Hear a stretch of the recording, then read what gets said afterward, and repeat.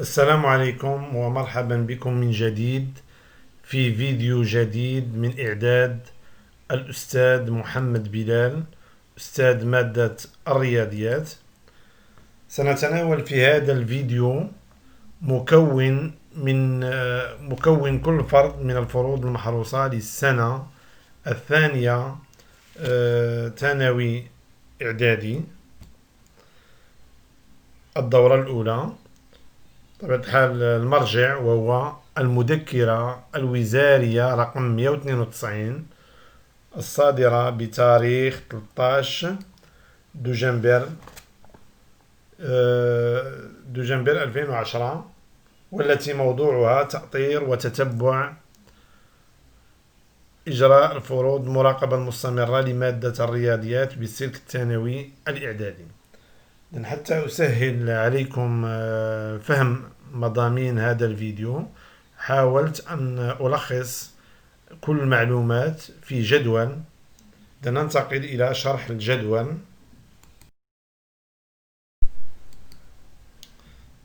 نعم، إذن من خلال الجدول يتبين بأن من خلال العمود الأول يتبين بأن الموضوع يخص الدورة الأولى. بالنسبة للعمود الثاني يتبين من خلال العمود بأن الدورة الأولى تحتوي على 3 فروض محروسة. أتكلم بطبيعة الحال عن فروض محروسة: فرض محروس 1، فرض محروس رقم 2، ثم فرض محروس رقم 3. الفترة أو العمود الثالث يعطينا فترة إنجاز كل فرد. بالنسبة للفرض المحروس الأول، فترة إنجازه هي الأسبوع الخامس. بطبيعة الحال يتم احتساب هذا الأسبوع انطلاقا من البداية الفعلية لدروس مقرر السنة الثانية، لأن كما يعلم الجميع بأن الفترة ما بين، حسب المذكرات الوزارية بطبيعة الحال، الفترة ما بين 7 شتنبر 2020 و 3 أكتوبر 2020 مخصصة للمراجعة والتثبيت.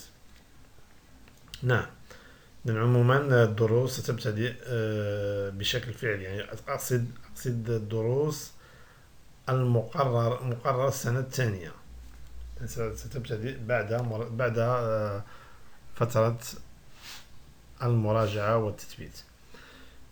ثم بالنسبة للفرض المحروس الثاني، فترة إنجازه هي الأسبوع العاشر.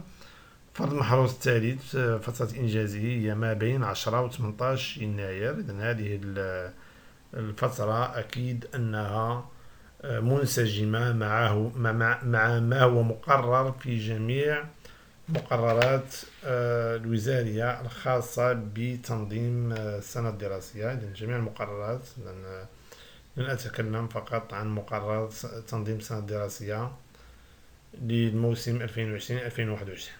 بالنسبة للعمود الرابع يخص مدة إنجاز كل فرد. إذا بالنسبة للفرض المحروس الأول مدة إنجازه هي ساعة واحدة، الفرض المحروس 2 مدة إنجازه ساعة واحدة، الفرض المحروس 3 مدة إنجازه ساعة واحدة. الآن ننتقل إلى مكون كل فرد من هذه الفروض المحروسة الثلاثة. نبدأ بالفرض المحروس الأول. أتكلم بالنسبة للذين يدرسون باللغة العربية. فرض المحروس الأول يتكون من أولا هنا الأعداد العشرية النسبية وتقديم الأعداد الجذرية. بالنسبة للأعداد العشرية النسبية سبق التعرف عليها في السنة الماضية، يعني في السنة الأولى ثانوي إعدادي. الدرس الفعلي لهذه السنة هو تقديم الأعداد الجذرية. ثم الجزء الثاني هو العمليات على الأعداد الجذرية. العمليات على الأعداد الجذرية سوف يتم تقسيمه إلى جزئين: جزء سيتم القيام به في الفرض المحروس الأول، والجزء الثاني سيتم القيام به في الفرض المحروس الثاني. مثلا لكل أستاذ حرية الاختيار، يمكن لأستاذ معين أن يختار مثلا الجزء الأول جمع وطرح عددين جذريين، ثم جداء وخارج عددين جذريين، على أساس أن الجزء الثاني سيكون هو العمليات الأربعة للأعداد الجذرية. Donc, إذا هذا بالنسبة للذين يدرسون بالعربية. Donc, maintenant, pour ceux qui étudient en français, donc le devoir surveiller 1 est composé par deux parties. Donc, la première partie concerne les nombres décimaux relatifs et introduction des nombres rationnels. Pour les nombres décimaux relatifs, c'est déjà étudié dans l'année précédente, c'est-à-dire en première année du cycle secondaire collégial, bien sûr. Donc, on a pris cette partie comme étant un rappel de l'année précédente. Donc, pour cette année, donc, le premier cours, c'est l'introduction des nombres rationnels. Donc, le devoir surveiller 1 contient aussi les opérations sur les nombres rationnels. Première partie. Donc, on a divisé ce cours, cette partie.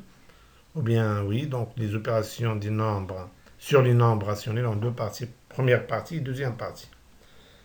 Oui, donc pour les professeurs, ils ont le choix des composants de chaque partie, par exemple. Donc, ils peuvent, certains professeurs peuvent prendre, donc peuvent considérer, par exemple, la première partie comme étant, par exemple, euh, donc l'addition et la soustraction des nombres rationnels. Aussi, donc, la multiplication et la division de deux nombres rationnels. Et pour la deuxième partie, concerne les quatre opérations sur les nombres rationnels.